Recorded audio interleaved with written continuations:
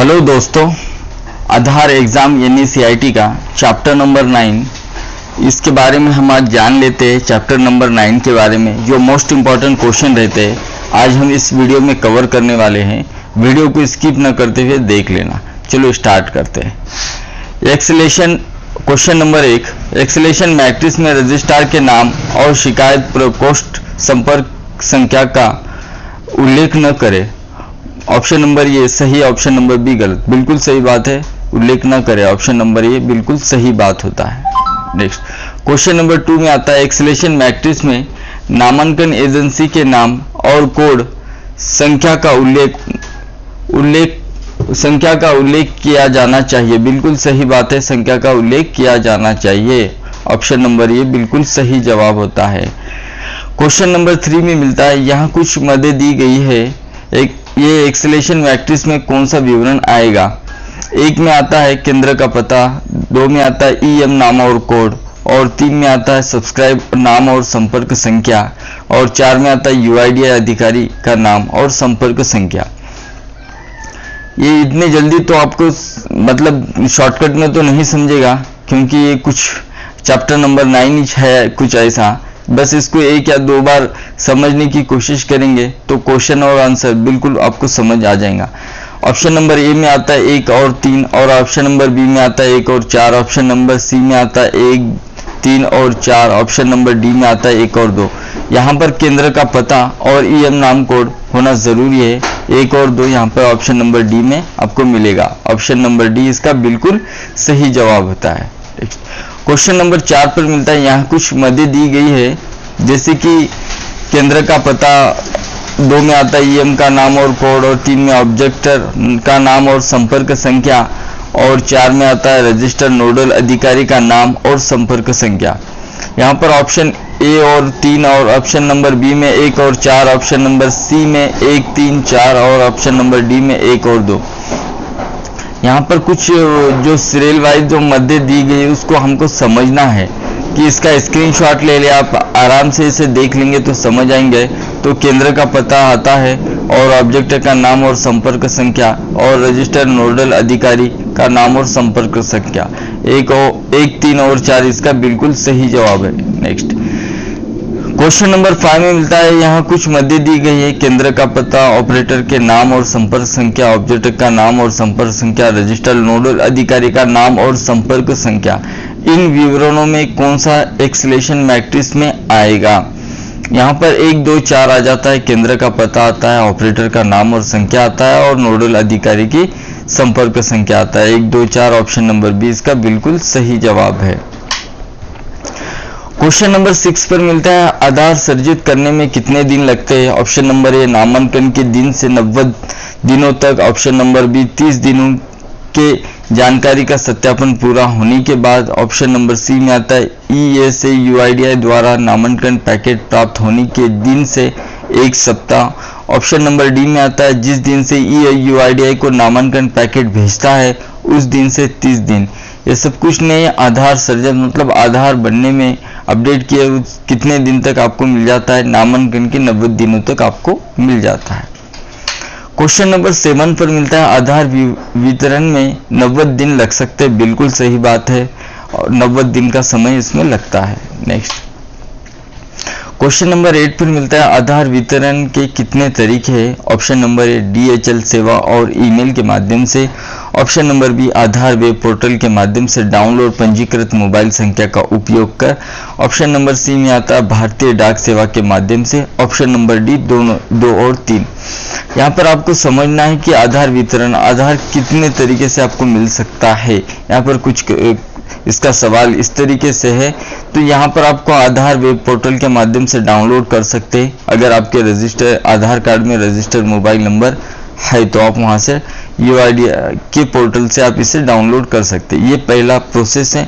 और सेकंड है आपका नंबर लिंक है या फिर नहीं भी है तो कोई दिक्कत की बात नहीं, भारतीय डाक सेवा के माध्यम से आपके बाय पोस्ट एड्रेस पर आधार कार्ड मिल जाता है। ऑप्शन नंबर डी 2 और 3 बिल्कुल सही जवाब है। नेक्स्ट क्वेश्चन नंबर 9 पर मिलता है निवासी आधार की स्थिति जानने के लिए निम्नलिखित में से किस नंबर पर फोन कर सकते हैं। Option number A 1947, option number B 55563, option number C 519969, option number D 1952। यहाँ पर आधार की स्थिति और आधार के बारे में कुछ जानकारी चाहिए तो आपको 1947 पर कॉल करना चाहिए, 1947। क्वेश्चन नंबर 10 पर मिलता है एक निवासी ने अपना आधार पत्र खो दिया है और उसके पास नामांकन आईडी ई-आईडी उपलब्ध है। एसएमएस के माध्यम से आधार की स्थिति के लिए अनुरोध की प्रक्रिया क्या है। एसएमएस के माध्यम से ऑप्शन नंबर ए एसएमएस यूआईडी स्थिति 14 डिजिट और भेज दे उस पर 51969 को, और option number B SMS UID स्थिति 28 डिजिट और भेज दे 51969 को, और option number C SMS UID E Aadhaar और भेज दे वहां पर 51969 को, 51969 को, और ऑप्शन नंबर डी दोनों 1 और 2 बिल्कुल सही जवाब है। यहाँ पर यूआईडी के जो 14 डिजिट और 28 डिजिट रहते हैं, जो आपको पर्ची मिलती है उसके ऊपर लिखा हुआ रहता है, वो यहाँ पर आपको टाइप करना है और इस तरीके से और इस नंबर पर भेज देना है। 2 भी नंबर पर चलेगा, ये 2 नंबर ही सेम है, बस यहाँ पर 14 डिजिट और 28 डिजिट इतना ही फर्क है। बस जो आपको बेहतर लगे उस पर आप सेंड कर सकते हैं डिटेल और आपको मिल जाएगा। और आप इसका स्क्रीनशॉट ले लें क्योंकि एग्जाम में ऐसे क्वेश्चन मिलते हैं। नेक्स्ट क्वेश्चन नंबर 11 पर मिलता है रेनू ने आधार के लिए आवेदन किया। उसने एक नामांकन केंद्र में अपना जनसंख्या किया और बायोमेट्रिक विवरण किया। विवरण की प्रक्रिया पूरे होने और रेनू को आधार भेजने में कितने दिन का समय लगेगा। बिल्कुल सही जवाब है, ये प्रोसेस में पूरे 90 दिन का समय लगता है, 90 दिनों तक का समय लगेगा। ऑप्शन नंबर डी इसका बिल्कुल सही जवाब है। नेक्स्ट क्वेश्चन नंबर 12 पर मिलता है राधा 10वीं कक्षा की छात्रा है। वह सरकारी छात्रवृत्ति कार्यक्रम का लाभ लेना चाहती है। वह अपने आधार को योजना से लिंक करने के लिए जल्दबाजी कर रही है जिससे वह अपनी पढ़ाई जारी रख सकती। इस तरह के मामले में क्या किया जाना चाहिए। ऑप्शन नंबर ए राधा से कहे कि वह धैर्य रखे और प्रक्रिया पूरे होने तक प्रतीक्षा करे, और ऑप्शन नंबर बी उसके आधार का स्टेटस प्राप्त करने के लिए यूआईडी पुनर्प्राप्ति प्रक्रिया का उपयोग करें। ऑप्शन नंबर सी इस स्थिति में राधा की मदद करने के लिए कुछ नहीं किया जा सकता है। ऑप्शन नंबर डी राधा को एक नया आधार जारी करे। यहाँ पर आपको समझना है कि एक राधा एक 10वीं क्लास की कक्षा छात्रा है जो कुछ कार्यक्रम के अंदर आधार कार्ड को वहाँ पर लिंक करना चाहती है, बट आधार कार्ड को अपडेट करने के लिए आधार सेंटर गई है। अपडेट से लेके और वो पूरा प्रोसेस तक कितना समय लग सकता है और वो जल्दबाजी कर रही है, तो ऑपरेटर राधा से क्या कहे कि आप धैर्य रखिए, प्रक्रिया पूरे होने तक प्रतीक्षा करें और उसके आधार का स्टेटस प्राप्त करें। ये तो आप कह सकते हैं धैर्य रखें, ये तो सबके लिए ये जवाब मिलने वाला है, बट आप उसकी जो पर्ची रहती है, रसीद रहती है, उससे आप आधार स्टेटस प्राप्त करके उसे बता सकते हैं कि आधार आपका बन गया है या फिर बन रहा है। इसके बारे में जो भी अपडेट रहेंगी राधा को आप बता सकते हैं स्टेटस के माध्यम से। ऑप्शन नंबर 20 का बिल्कुल सही जवाब है।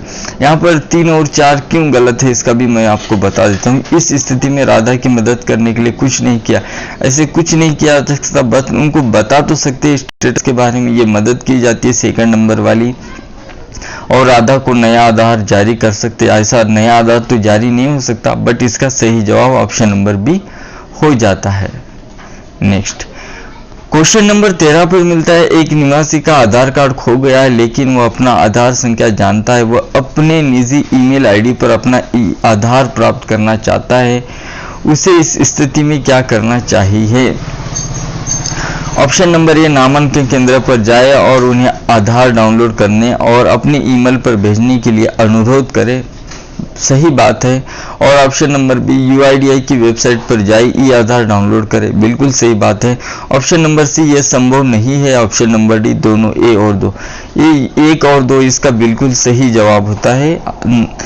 नामांकन केंद्र पर जाए और अपने ईमेल पर ई आधार डाउनलोड कर भेजने के लिए कहे, ये सही बात है। और वेबसाइट पर जाकर आप ई आधार भी डाउनलोड कर सकते हैं। ऑप्शन नंबर डी बिल्कुल सही जवाब है। नेक्स्ट क्वेश्चन नंबर 14 पर मिलता है एक निवासी का ईआईडी यूआईडी संख्या दोनों हो गया है। आप उनमें से आधार को पुनः प्राप्त करने के लिए उसे निम्नलिखित वेबसाइट में किसका अनुसरण करने की आवश्यकता है? ऑप्शन नंबर ये resident.uida.net.in और ऑप्शन नंबर बी में आता है resident.uida.net.in वेब रेसिडेंट गेट आधार नंबर। ऑप्शन नंबर सी में आता है eaadhar.uida.gov.in। ऑप्शन नंबर डी इनमें से कोई नहीं है। यहाँ पर आपको पुनः प्राप्त करने के लिए यहाँ पर आपको फिल करना पड़ेगा और यहाँ पर जाना पड़ेगा इस वेबसाइट के ऊपर resident.uida.net.in find UID option number 1 इसका सही जवाब होता है। नेक्स्ट क्वेश्चन नंबर 15 पर मिलता है कीर्थाना आधार के लिए अपना नामांकन किया है, स्टेटस जानने के लिए वह निम्नलिखित वेबसाइट में किसका अनुसरण कर सकती है? ऑप्शन नंबर ये eaadhar.uida.gov.in, option number B uidi.gov.in, option number C aadharstatus.com, option number D एक और दो से भी आप यहां से कर सकते हैं। ऑप्शन नंबर डी इसका बिल्कुल सही जवाब है, आप इसका स्क्रीनशॉट ले लें। नेक्स्ट क्वेश्चन नंबर 16 पर मिलता है एक निवासी का आधार कार्ड खो गया है, उसके पास केवल EID उपलब्ध है, ई आधार पाने के लिए अपनाए जाने वाले सही क्रम पहचान करें। सबसे पहले वेबसाइट पर जाए, EID संख्या दर्ज करें, मोबाइल संख्या दर्ज करें, ई आधार डाउनलोड करें। यहाँ पर इसका बिल्कुल सही जवाब है, वेबसाइट पर जाना पड़ेगा, EID संख्या दर्ज करें, मोबाइल संख्या दर्ज करें, ई आधार डाउनलोड करें। बिल्कुल सही ये क्रम है, ऑप्शन नंबर 1 2 3 4। बिल्कुल इसका स्क्रीनशॉट ले ले आप, ऐसा इग्नोर मत करें क्योंकि एग्जाम में ऐसे क्वेश्चन मिलते हैं आपको। नेक्स्ट क्वेश्चन नंबर 17 पर मिलता है एक निवासी उसका आधार कार्ड खो दिया है लेकिन उसके पास UID या आधार संख्या को जानता है। कदम है कि सही क्रम पहचाने, इस मामले में ई आधार पाने के लिए अपनाए जाने वाले। पहले वेबसाइट पर जाए, आधार संख्या दर्ज करें, मोबाइल संख्या दर्ज करें, ई आधार डाउनलोड करें। बिल्कुल सही जवाब है नंबर ये इसका। क्वेश्चन नंबर 18 पर मिलता है एक आधार संख्या धारक के लिए संबंधित वेबसाइट पर जाकर अपने पंजीकृत मोबाइल पर आधार पाने के लिए इनमें से किसकी आवश्यकता है? ऑप्शन ए EID संख्या, 2 पंजीकृत मोबाइल संख्या, 3 OTP। ऑप्शन नंबर ए में आता है केवल EID संख्या, ऑप्शन नंबर बी में केवल 2 और 3 और ऑप्शन नंबर सी में आता है केवल 1 और 2, ऑप्शन नंबर डी में आता है 1 2 3। यहाँ पर EID संख्या होंगी तो आपको मिलने वाला है ऑप्शन नंबर ये इसका बिल्कुल सही जवाब है, ऑप्शन नंबर ए। नेक्स्ट जब पात्र 90 दिनों की समाप्ति के बाद भी गंतव्य नहीं पहुंचता है तो पुनर्प्राप्ति की आवश्यकता हो सकती है। 90 दिनों के समाप्ति के बाद की बात है, अगर 90 दिनों तक नहीं पहुंचता है तो पुनर्प्राप्ति हो सकती है, सही बात है। क्वेश्चन नंबर 20 पर मिलता है यदि आधार संख्या धारक ने अपने नामांकन ID या विशिष्ट ID खो दी है तो पुनर्प्राप्ति की आवश्यकता हो सकती है। नेक्स्ट क्वेश्चन नंबर 21 पर मिलता है एक आधार संख्या धारक एक स्थायी नामांकन केंद्र में मुद्रित ई आधार भी ले सकता है, आधार ले सकता है। ऑप्शन नंबर ए बिल्कुल इसका सही जवाब है। क्वेश्चन नंबर 22 पर मिलता है UID पुनः प्राप्ति प्रक्रिया निम्नलिखित में से किस मामले में मददगार है?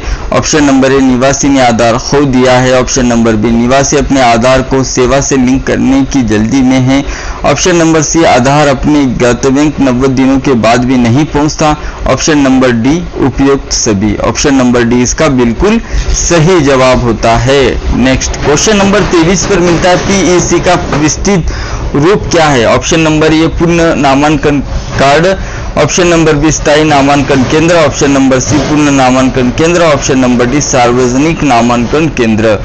PEC का विस्तृत रूप यह है स्थायी नामांकन केंद्र, ऑप्शन नंबर 20 का बिल्कुल सही जवाब है। नेक्स्ट क्वेश्चन नंबर 24 पर मिलता है नामांकन एजेंसी को ऑपरेटर प्रवेशक के बायोमेट्रिक उनके ऑनबोर्डिंग के दौरान कैप्चर करने से बचना चाहिए। हाँ बिल्कुल सही बात है, बचना चाहिए ऑनबोर्डिंग के समय पर ऑपरेटर और सुपरवाइजर को। नेक्स्ट क्वेश्चन नंबर 25 पर मिलता है यहाँ निवासी ने कोई भी डेटा उपलब्ध नहीं कराया है, वहां नामांकन कर्मचारी को NA या NA दर्ज करना चाहिए। गलत बात है, ऐसे कुछ दर्ज करने की आपको जरूरत नहीं है। नेक्स्ट क्वेश्चन नंबर 26 में मिलता है, विश्वीकरण से बचने के लिए नए सिरे से किसी भी नामांकन को करने से पूर्व आधार सुविधा की सक्रियता का पता लगाने के लिए डैश को अग्र सक्रियता का उपयोग करने की आवश्यकता होती है। ऑप्शन नंबर ए ऑपरेटर पर्यवेक्षक को, ऑप्शन नंबर बी सब्सक्राइबर को, ऑप्शन नंबर सी परिचयकर्ता को, ऑप्शन नंबर डी रजिस्ट्रार को। ऑपरेटर और सुपरवाइजर पर्यवेक्षक को अग्र सक्रियता का उपयोग करने की आवश्यकता होती है। ऑप्शन नंबर ए बिल्कुल सही जवाब है। क्वेश्चन नंबर 27 पर मिलता है, नामांकन अद्यतन के दौरान नामांकन कर्मचारी को मोबाइल संख्या को साझा करना सुनिश्चित करना चाहिए। Option number A registrar, option number B परिचयकर्ता, ऑप्शन नंबर सी निवासी, option number D subscriber. Subscriber को साझा करना सुनिश्चित कर सकता है। ऑप्शन नंबर डी बिल्कुल सही जवाब है। नेक्स्ट क्वेश्चन नंबर 28 पर मिलता है, बायोमेट्रिक अपवाद और उंगली के निशान सही नहीं पाए जाने पर नामांकन कर्मचारी द्वारा किसी भी निवासी को नामांकन करने से इनकार कर देना चाहिए। देखो भाई, कितना भी अगर उसके फिंगर नहीं आ रहे तो बस फिंगर नहीं आ रहे तो यहाँ पर इस चैप्टर में नहीं, इससे पहले की चैप्टर में आपको मिला है। आप इस चैनल पर विजिट करके आप जितने भी चैप्टर है, चैप्टर नंबर 1 से 9 तक जितने भी आप एक बार देख लो, स्किप ना करते हुए। और फुल 1 से लेकर 9 तक फुल वीडियो भी मैंने इस यूट्यूब चैनल पर अपलोड किया है, जो 3-3.25 घंटे का वीडियो है। आप उसे भी एक बार देख लेंगे तो 100% पास हो जाएंगे। मैंने इसलिए यहाँ पर बता रहा हूँ कि यहाँ पर कुछ क्वेश्चन ऐसा है जिसको आपको समझना चाहिए। बायोमेट्रिक अपवाद और उंगली के निशान सही नहीं पाए जाने पर, मतलब आपके फिंगर और अंगूठे सही से स्कैन नहीं हो रहे पर नामांकन कर्मचारी आधार सेंटर वाला द्वारा किसी भी निवासी को नामांकन करने से इनकार कर सकता है। कितने भी अगर निवासी के फिंगर स्कैन नहीं हो रहे हैं और उसके थंब नहीं आ रहे हैं तो आप उसे इनकार नहीं कर सकते कि मैं आपका आधार अपडेट नहीं कर सकता हूँ, बायोमेट्रिक अपडेट आपका प्रॉब्लम है। इसका सोल्यूशन यह है कि आप उसे अच्छे तरीके से हाथ धोने के लिए कह दें, 2 भी हाथ अच्छे तरीके से धोने के लिए कह दें और फिर उन्हें हाथ सूती कपड़े से पोंछने के लिए, साफ करने के लिए कह दें। ये मैं अपने दिल से नहीं कह रहा हूँ, ये चैप्टर में मिला हुआ क्वेश्चन है और इसका ये आंसर है कि किसी के थंब नहीं आ रहे तो उन्हें हाथ धोने के लिए कह दे और सूती कपड़े से हाथ साफ करे, फिर स्कैन करे फिंगर। ये आपके साथ भी होता है, इसलिए ये गलत बात है। ये इसलिए मैं यहाँ पर स्टॉप करके बता रहा हूँ कि चैप्टर आप सब देख लेंगे, सब क्वेश्चन को पढ़ लेंगे तो आप आसानी से सुपरवाइजर का सर्टिफिकेट हासिल कर सकते हैं। नेक्स्ट क्वेश्चन नंबर 29 पर मिलता है, नामांकन कर्मचारी को निवासी से नवीन नामांकन के लिए किसी भी प्रकार के भुगतान के लिए नहीं कहना चाहिए। जितने भी बायोमेट्रिक अपडेट के लिए और डेमोग्राफी अपडेट के लिए भुगतान रखी गई है, शुल्क रखा गया है, वो आप उसे ले सकते, उससे ज़्यादा नहीं ले सकते, किसी भी नहीं कर सकते। मतलब जितना रखा गया है आप उसे ले सकते हैं, सही बात है। निवासी के पूर्ण नामांकन की स्थिति जांचने के बिना नामांकन कर्मचारी को निवासी का पूर्ण नामांकन नहीं करना चाहिए। बिल्कुल सही बात है। अगर कोई कहता है कि जिसकी उम्र 25 से 30 साल है, अगर आपके पास आता है और कहता है कि मेरा नया आधार कार्ड, न्यू इनरोलमेंट आधार कार्ड बना दो, ये मेरे डॉक्यूमेंट है, तो आप उसके पूरे डॉक्यूमेंट चेक कीजिए और फिर उसके नाम से आईडी के अंदर चेक कीजिए कि क्या उससे पहले उसका आधार कार्ड बना है। ये व्यक्ति अगर गलत बोल रहा है कि मेरा आधार कार्ड नहीं बना है, ये गुम हो गया है, उसके पास कोई प्रूफ नहीं, इसलिए वो नहीं बना कह रहा है आपसे, फिर भी आप अपनी मशीन के अंदर ऑनलाइन उसे चेक कर लीजिए। चेक करने के बाद ही आप उसका पूर्ण नामांकन करना चाहिए, सही बात है। नेक्स्ट क्वेश्चन नंबर 31 पर मिलता है, एक आधार संख्या धारक के लिए संबंधित वेबसाइट पर जाकर अपने पंजीकृत मोबाइल पर आधार पाने के लिए इनमें से किसकी आवश्यकता है। एक बायोमेट्रिक अपवाद और खराब गुणवत्ता वाली उंगली के निशान के मामले में किसी भी निवासी को नामांकन करने से मना करना। दूसरा, बायोमेट्रिक अपवाद के मामले में नामांकन करने के लिए निवासी से भुगतान के लिए कहना। तीसरा, निवासी से पूर्ण नामांकन की स्थिति जांचने के बिना निवासी का पूर्ण नामांकन न करें। चौथा, दिव्यांगजनों, वरिष्ठ नागरिकों, गर्भवती महिलाओं को प्राथमिकता दे। और इसका सही जवाब होता है 3 और 4, ऑप्शन नंबर ये बिल्कुल सही जवाब है। आप इसका स्क्रीनशॉट ले ले, आप सही से इसे पढ़ ले, 3 और 4 ऑप्शन नंबर ये बिल्कुल सही जवाब है। नेक्स्ट क्वेश्चन नंबर 32 पर मिलता है। यहाँ यह देखते हुए कुछ कथन से पूछते हैं कि कौन सा सही कह रहा है। एक पहला, ऑपरेटर आईडी के कई सेट के लिए एक पासवर्ड का उपयोग न करें, सही है। ऑप्शन 2 में, ऑपरेटर प्रवेशक के बायोमेट्रिक के बल पर कब्जा सक्षम रखे। 3, कोई भी ऑपरेटर दो ऑपरेटर एक ही आईडी का इस्तेमाल, दो ऑपरेटर एक ही ऑपरेटर आईडी, गलत। और चौथा, होना चाहिए कि एक ऑपरेटर सुपरवाइजर एक और से नामांकन हस्ताक्षर करने के लिए अनुमति दे। यहाँ पर आपका सही जवाब होता है ऑपरेटर आईडी के लिए कई सेट के लिए एक पासवर्ड का उपयोग न करें, सही बात है। और कोई भी दो ऑपरेटरों के लिए एक आईडी यूज न करे, ये सही बात है। 1 और 3 ऑप्शन नंबर सी बिल्कुल सही जवाब है। स्क्रीनशॉट ले लिया आप, क्वेश्चन एग्जाम में 100% मिलने वाला है। नेक्स्ट क्वेश्चन नंबर 33 पर मिलता है। यहाँ कुछ उक्तियां दी गई, उनमें से कौन सी सही है। 1 नंबर पर आता है, स्वीकरण से बचने के लिए नए सिरे से किसी भी नामांकन करने से पूर्व आधार सुविधा की सक्रियता का पता लगाने के लिए डैश को अग्र सक्रियता का उपयोग करने की आवश्यकता होती है। 2 में मिलता है, मोबाइल संख्या और ईमेल आईडी साझा करने के लिए निवासी को प्रोत्साहित करें। 3 में मिलता है, यूआईडीआई से आधार जनरेशन एसएमएस प्राप्त करने के बाद ई आधार डाउनलोड करने के लिए निवासी को सूचित करें। और 4 में मिलता है, नामांकन के लिए निवासी से किसी भी भुगतान के लिए मत पूछो। यहाँ पर इसका सही जवाब होता है 2 और 3 4, 2 3 4, option number 2, option number 3, option number 4 इसका बिल्कुल सही जवाब होता है। ऑप्शन नंबर बी में ये आंसर है। नेक्स्ट क्वेश्चन नंबर 34 पर मिलता है। यहाँ कुछ उक्तियां दी गई, उनमें से कौन सी सही है। 1, नामांकन से पहले नामांकन के दौरान निवासी को नामांकन प्रक्रिया की विस्तृत जानकारी दे। ऑप्शन नंबर 2 में मिलता है, उन गैर निवार्य फील्डों को खाली छोड़े जिनको निवासी ने कुछ डेटा प्रस्तुत नहीं किया है।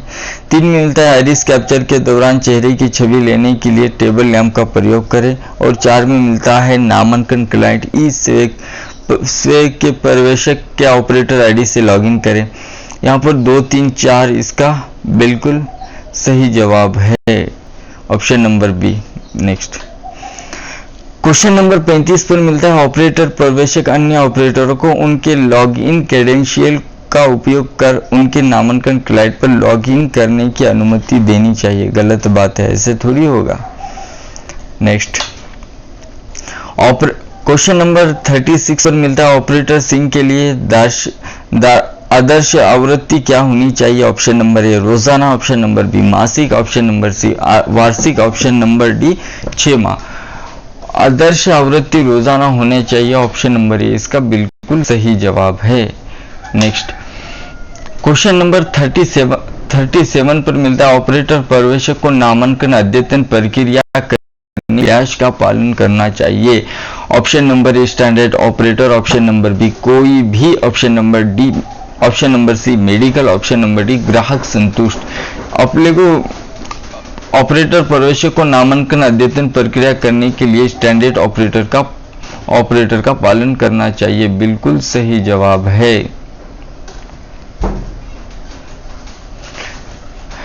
क्वेश्चन नंबर 38 पर मिलता है, निवासी द्वारा प्रदान किया गया कोई भी दस्तावेज पहचान के प्रमाण और निवासी के प्रमाण के रूप में मान्य हो सकता है। ऐसा थोड़ी होगा। निवासी द्वारा प्रदान किया गया कोई भी दस्तावेज कोई भी कैसे चलेगा, जो दस्तावेज वो काम का है वही काम का चलने वाला है ना। कोई भी अगर वाइट पेज भी लाएंगे और दस्तावेज है बोलकर कहेंगे तो ऐसा नहीं है इसका जो, क्योंकि वाइट पेज का नाम इसलिए लिया है कि इससे आपको चैप्टर में मिलने वाले है कि वाइट पेज लाएंगे तो भी उसको दस्तावेज माना जाएगा। क्या ऐसे कुछ क्वेश्चन है, उसके बारे में बता रहा हूँ। नेक्स्ट क्वेश्चन नंबर 39 पर, नामांकन फाइल या बैकअप डैशबैक दिशा निर्देशों द्वारा भंडारित किया जाना चाहिए। ऑप्शन नंबर ए प्राधिकरण, ऑप्शन नंबर बी निवासी, option number C police, option number D परिवार। प्राधिकरण द्वारा भंडारित करना चाहिए। ऑप्शन नंबर ए बिल्कुल सही जवाब है। नेक्स्ट बायोमेट्रिक अपवाद के मामले में नामांकन कर्मचारी द्वारा निवासी की प्रति उसके भावना के अनुरूप सुलझाई जानी चाहिए। ऑप्शन नंबर ए सही, ऑप्शन नंबर बी गलत, ऑप्शन नंबर सी सुविधा के बाद, ऑप्शन नंबर डी इनमें से कोई नहीं। सुविधा के बाद ऑप्शन नंबर सी इसका बिल्कुल सही जवाब होता है। नेक्स्ट क्वेश्चन नंबर 41 पर, नामांकन अद्यतन डिवाइस के जीपीएस समन्वय की आवश्यकता कब पड़ती है? ऑप्शन नंबर ए रोज नामांकन अद्यतन गतिविधियां शुरू करने से पहले। ऑप्शन नंबर बी दिन के अंत में एक बार सभी गतिविधियां पूरा करने के लिए। ऑप्शन नंबर सी महीने में एक बार। ऑप्शन नंबर डी नामांकन डिवाइस खरीदते समय। ये तो रोजाना जरूरत पड़ती है रोज नामांकन अद्यतन गतिविधि शुरू करने से पहले। बिल्कुल सही जवाब है ऑप्शन नंबर ए। नेक्स्ट क्वेश्चन नंबर 42 पर मिलता है क्या एक ऑपरेटर सुपरवाइजर एक ही आईडी का उपयोग करके एकाधिक नामांकन अद्यतन मशीनों पर काम कर सकते हैं? नहीं कर सकते भाई, जिसका उसको अलग से मशीन चाहिए, जिसका उसको अलग से आईडी चाहिए। ऑप्शन नंबर बी नहीं। नेक्स्ट क्वेश्चन नंबर 43 पर मिलता है सभी नामांकन अद्यतन संबंधित फाइलें बैकअप किसी भी उपकरण के संग्रहित किया जाना चाहिए और अन्य ऑपरेटरों को दिया जाना चाहिए। ऑप्शन नंबर ए नहीं, बैकअप सुरक्षित होना चाहिए। ऑप्शन नंबर बी हाँ, उनके लिए अपनी क्रेडेंशियल का उपयोग कर अपलोड करना चाहिए। ऑप्शन नंबर सी इनमें से कोई नहीं। यहाँ पर नहीं, बैकअप सुरक्षित होना चाहिए। बिल्कुल सही बात है। नेक्स्ट क्वेश्चन नंबर 44 पर मिलता है जीपीएस सिंक पूरा करने के बाद नामांकन करने के लिए उपकरण किसी अन्य जगह पर ले जाया जा सकता है? ऑप्शन नंबर ए नहीं। ऑप्शन नंबर बी हाँ। ऑप्शन नंबर सी प्रति उसकी आवश्यकता के रूप में। ऑप्शन नंबर डी दिए गए सभी विकल्प नहीं। ऑप्शन नंबर ये बिल्कुल सही बात है। नेक्स्ट क्वेश्चन नंबर 45 पर मिलता है अपने नामांकन के लिए निवासी द्वारा अपने रिश्तेदारों के फिंगरप्रिंट जोड़ने के लिए निवासी के अनुरोध करने के मामले में अनुमति दी जानी चाहिए। ऐसे थोड़ी अनुमति दी जानी चाहिए। जिसके फिंगर है उसका आधार रहेगा, जिसका आधार है उसके फिंगर रहेंगे। अनुमति नहीं दी जानी चाहिए। नहीं। क्वेश्चन नंबर 46 पर मिलता है उंगली के निशान लेने से बचने के लिए किसी भी निवासी का बायोमेट्रिक अपवाद रूप से नामांकन किया जा सकता है? नहीं किया जा सकता। ऑप्शन नंबर ये नहीं किया जा सकता। नेक्स्ट क्वेश्चन नंबर 47 पर मिलता है नामांकन अद्यतन क्लाइंट में छेड़छाड़ की जा सकती है अगर यह ठीक प्रकार से काम न कर रहा हो या कोई त्रुटि दिखा रही है। तो त्रुटि दिखे या एक काम न करें, उसके अंदर छेड़छाड़ करना ये आपका काम नहीं किया जा सकता। नेक्स्ट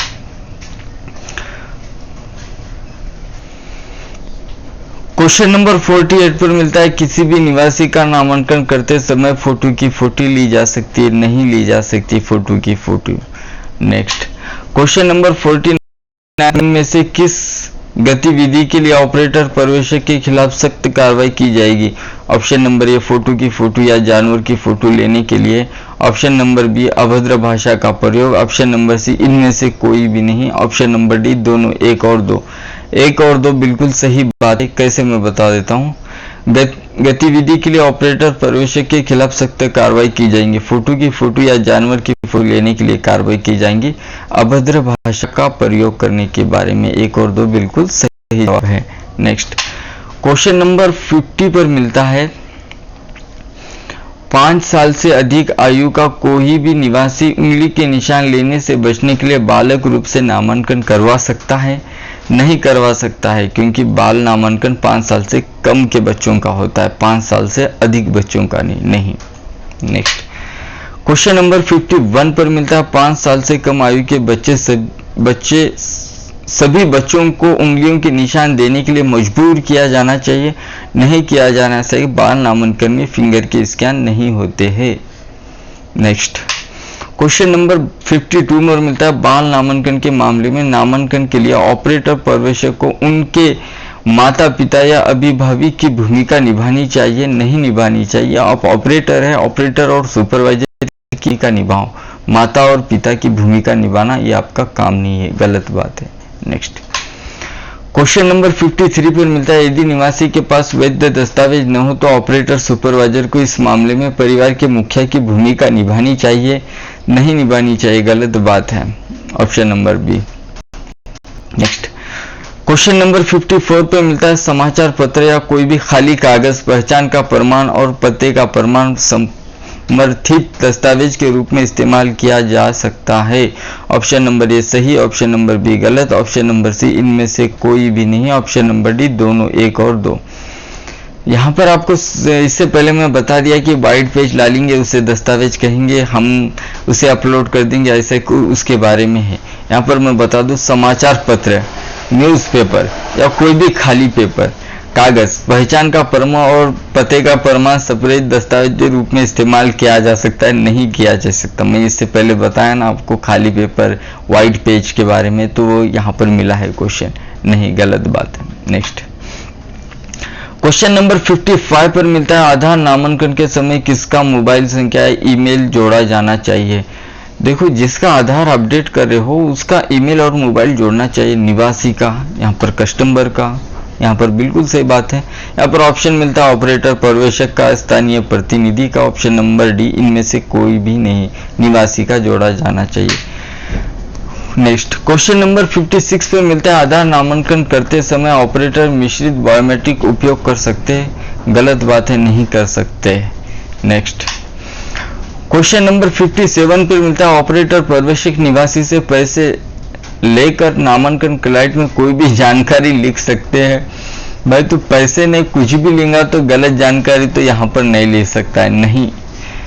ये ऑपरेटर और सुपरवाइजर के बारे में बहुत मोस्ट इंपॉर्टेंट क्वेश्चन लेकर आए वाले हैं कि आप इसे स्किप ही ना कर दिए, बस बार बार इसे देखते रहिए और समझते रहिए क्वेश्चन, क्योंकि इतने सिंपल से क्वेश्चन है घुमा फिरा कर कि आप इसे एक बार देख लेंगे, समझ आ जाएंगे और एग्जाम में आप 100% पास हो जाएंगे।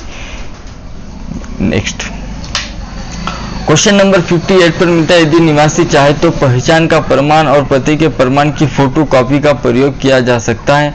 ऑप्शन नंबर ए नहीं, मूल दस्तावेज को स्कैन करने की जरूरत है। ऑप्शन नंबर बी हाँ, किसी भी दस्तावेज इस्तेमाल किया जा सकता है। ऑप्शन नंबर सी इनमें से कोई नहीं।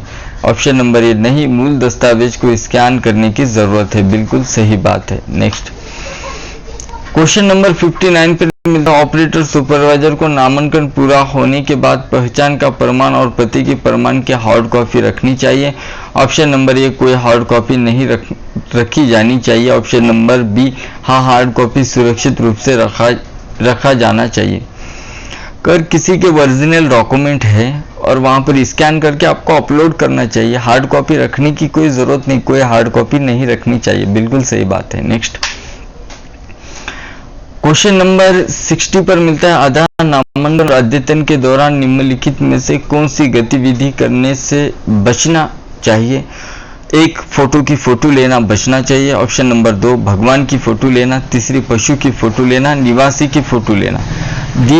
ऑप्शन नंबर ए सभी दिए गए विकल्प। Option number B 1, 2, 3। Option number C 2 और 3। ऑप्शन नंबर डी इनमें से कोई नहीं। मैं आपको इसका आंसर कैसे ढूंढ लेते हैं, मैं अभी हमारे जो क्वेश्चन है यहाँ पर खत्म होते आए वाले, बस 10 क्वेश्चन लगभग मिलने वाले आपको, तो उसके बारे में अभी मैं बता देता हूँ इसकी डिटेल क्या है। पहले समझ लेते हैं हम। आधार नामांकन और अद्यतन के दौरान निम्नलिखित में से कौन सी गतिविधि करने से बचा जाना चाहिए। बिल्कुल बचना चाहिए। फोटो को फोटो लेने से बचना चाहिए, बिल्कुल सही बात है। भगवान की फोटो लेने से बचना चाहिए, बिल्कुल सही बात है। पशु या पक्षी की फोटो लेने से बचना चाहिए, सही बात है। निवासी की फोटो लेने से बचना नहीं। निवासी की फोटो लेंगे तो वहां पर फोटो किसकी लगाएंगे आप। ये 3 चीजों से बचना चाहिए आपको, फोटो की फोटो, भगवान की फोटो, पशु की फोटो, निवासी की फोटो वहां पर लेना चाहिए। ऑप्शन नंबर बी में या फिर सी में, बी में मिला ऑप्शन नंबर 1, 2, 3 इसका बिल्कुल सही जवाब। इसका स्क्रीनशॉट ले लें, क्वेश्चन आपको एग्जाम के अंदर 100% मिलने वाला है। नेक्स्ट क्वेश्चन नंबर 61 पर मिलता है, यदि 6 साल के बच्चे के मामले में निवासी बाल नामांकन करना चाहता है तो क्या उसे अनुमति दी जानी चाहिए। ऑप्शन नंबर ए हाँ के रूप में यह निवासी द्वारा अनुरोध किया गया है। ऑप्शन नंबर बी नहीं, क्योंकि उसकी उम्र 5 साल से ऊपर है। ऑप्शन नंबर सी दोनों विकल्प सही है। यदि 6 साल के बच्चे के मामले में निवासी बाल नामांकन 6 साल के ऊपर 5 साल के ऊपर के लिए बाल नामांकन नहीं है, 5 साल से कम बच्चों के लिए बाल नामांकन है, क्योंकि उसकी उम्र 5 साल के ऊपर है, नहीं किया जा सकता। नेक्स्ट क्वेश्चन नंबर 62 में मिलता है निवासी के अनुरोध करने पर क्या ऑपरेटर सुपरवाइजर निवासी की वास्तविक फोटो के बजाय फोटो की फोटो ले सकता है? नहीं ले सकता है। अनुरोध में उन्हें कुछ भी कहेंगे तो उसके फोटो की फोटो नहीं ले सकता। अगर ले लेंगे ऑपरेटर और सुपरवाइजर तो आपकी आईडी सस्पेंड और ब्लैकलिस्ट की जाएंगी, याद रख लीजिए इस बात को। नेक्स्ट क्वेश्चन नंबर 63 में मिलता है ऑपरेटर द्वारा पहचान का प्रमाण और निवासी का प्रमाण की स्कैन पंक्तियां एक अलग फोल्डर में रखी जा सकती है? नहीं रखी जा सकती, सबको एक ही फोल्डर चाहिए। नेक्स्ट क्वेश्चन नंबर 64 पर मिलता है आवश्यकता पड़ने पर खाली पेपर को पहचान का प्रमाण और निवासी का प्रमाण दस्तावेज के रूप में इस्तेमाल किया जा सकता है? नहीं किया जा सकता। कितनी भी जरूरत पड़ने पर, आवश्यकता कितनी भी पड़ने पर खाली पेपर ही रहेगा, दस्तावेज का पेपर नहीं बन सकता, याद रख लीजिए इस बात को, गलत बात है। नेक्स्ट क्वेश्चन नंबर 65 पर मिलता है यदि ऑपरेटर प्रवेशक फॉर्म में ऐसी कोई जानकारी दर्ज करता है जिसका फॉर्म में उल्लेख नहीं है तो ऐसे मामले में निवासी को सूचित नहीं करना चाहिए? गलत बात है, सूचित करना चाहिए, गलत है ये, सूचित करना चाहिए। नेक्स्ट क्वेश्चन नंबर 66 में मिलता है नामांकन अद्यतन का कार्य करने के लिए टेम्पलेट मशीन का उपयोग पैसे कमाने के लिए किया जाता है? गलत बात है, नहीं किया जा सकता। नेक्स्ट लास्ट एंड बेस्ट जो क्वेश्चन 67 वाला मिलने वाला है, क्या ऑपरेटर को जांच के बिना ही किसी भी अन्य ऑपरेटर द्वारा किए गए नामांकन पर हस्ताक्षर कर देना चाहिए? पूरी डिटेल पढ़नी चाहिए, उसे समझनी चाहिए, उसके बाद आप उस पर हस्ताक्षर सिग्नेचर कर सकते हैं। यहाँ पर अब चैप्टर नंबर 9 के जो मोस्ट इम्पोर्टेंट क्वेश्चन थे 67 हम आपके सामने लेकर आए हैं। अगर वीडियो आप यहाँ तक देख रहे हो तो वीडियो को लाइक करें और शेयर करें, और वीडियो कैसा लगा और चैप्टर कैसा लगा इसके बारे में कमेंट करें, और इस चैनल को सब्सक्राइब करें। और ऐसे वीडियो चैप्टर नंबर 1 से लेके चैप्टर नंबर 9 तक पूरी वीडियो मैं इस यूट्यूब चैनल पर अपलोड हूँ। आप CSE वैल्यू यूट्यूब चैनल पर सर्च कीजिए और पूरे चैप्टर 1 से लेकर 9 तक आपको मिलने वाले हैं। और रही बात दूसरी, ये तो अलग अलग चैप्टर मिलने वाले, पूरा मोस्ट एक ही इसमें चैप्टर नंबर 1 से चैप्टर नंबर 9 तक बस एक ही वीडियो 3 से 3 घंटे 20 मिनट का पूरा वीडियो है। आप उसे एक बार देख लेंगे तो नेक्स्ट वीडियो देखने की आपको जरूरत नहीं पड़ेगी। मोस्ट इम्पॉर्टेंट 500 से प्लस क्वेश्चन आपको इस 3 घंटे 20 मिनट के इसमें मिलने वाले हैं। 500 से प्लस क्वेश्चन आप एक बार उसे देख लीजिए और एग्जाम में सुपरवाइजर का सर्टिफिकेट हासिल कर लीजिए। वीडियो देखने के लिए थैंक यू सो मच।